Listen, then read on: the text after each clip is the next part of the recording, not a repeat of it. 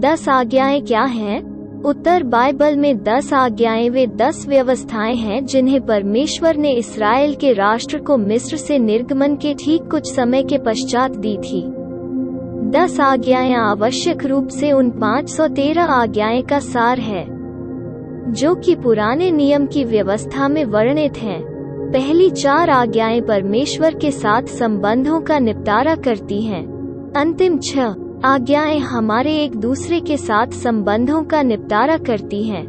10 आज्ञाओं को बाइबल में निर्गमन 20 अध्याय का 1 ऐसी 17 पद में और व्यवस्था विवरण 5 अध्याय का 6 से 21 पद आसपास में वर्णित किया गया है, और वे ये हैं। 1, तू मुझे छोड़ दूसरों को ईश्वर करके न मानना।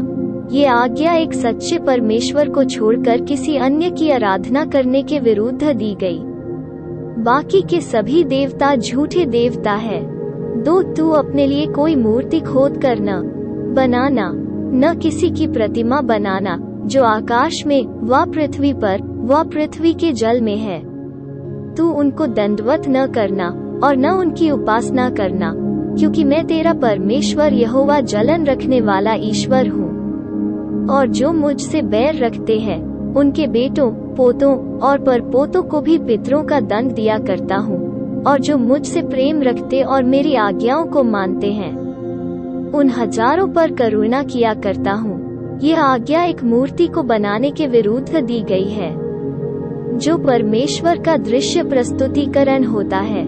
ऐसी कोई भी मूर्ति जिसे हम रचते हैं वो परमेश्वर का सटीक प्रस्तुतिकरण नहीं है। किसी मूर्ति को बनाना एक झूठे देवता की आराधना करना है। 3, तू अपने परमेश्वर का नाम व्यर्थ न लेना, क्योंकि जो यहोवा का नाम व्यर्थ ले वो उसको निर्दोष न ठहराएगा। यह आज्ञा परमेश्वर का नाम व्यर्थ लेने के विरुद्ध दी गई थी। हमें परमेश्वर के नाम को हल्का नहीं लेना चाहिए।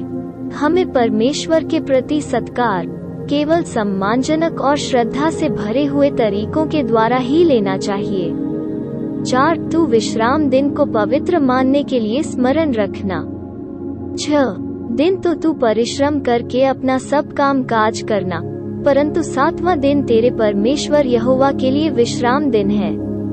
उसमें न तो तू किसी भांति का काम काज करना, और न तेरा बेटा, न तेरी बेटी, न तेरा दास, न तेरी दासी, न तेरे पशु, न कोई परदेशी जो तेरे फाटकों के भीतर हो, क्योंकि 6 दिन में यहोवा ने आकाश और पृथ्वी और समुद्र और जो कुछ उनमें है सबको बनाया, और 7वें दिन विश्राम किया।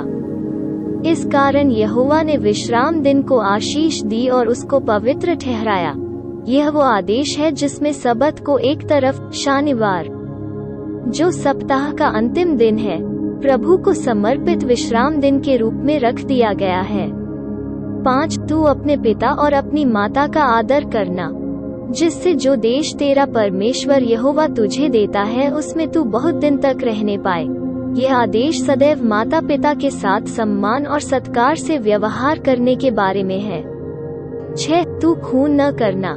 यह आदेश किसी भी अन्य व्यक्ति को पहले से ही हत्या न करने के लिए मना करता है। 7, तू व्यभिचार न करना।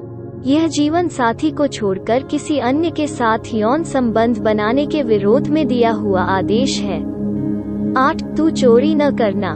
यह आदेश किसी की कोई भी वस्तु को अपने लिए उसकी अनुमति लिए बिना जो उससे संबंधित को ले लेने के लिए मना करता है।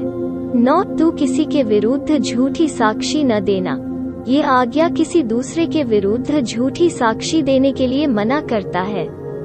यह झूठ बोलने के विरोध में एक आवश्यक आदेश है।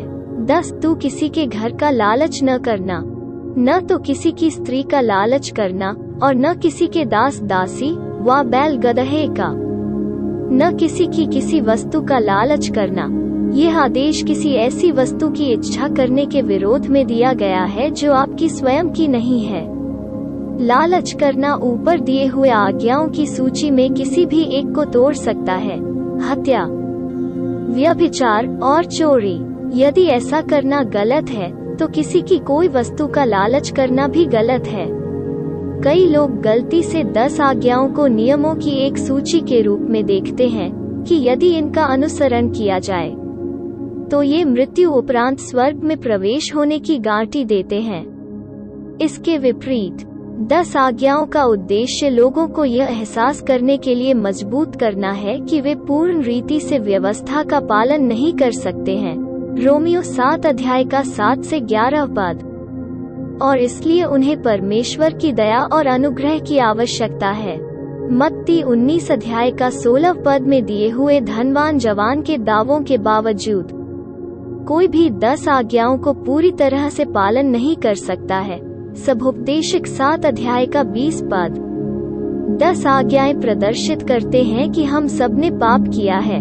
रोमियो 3 अध्याय का 23 पद। और इसलिए हमें परमेश्वर की दया और अनुग्रह की आवश्यकता है, जो कि केवल यीशु मसीह में विश्वास के द्वारा उपलब्ध है।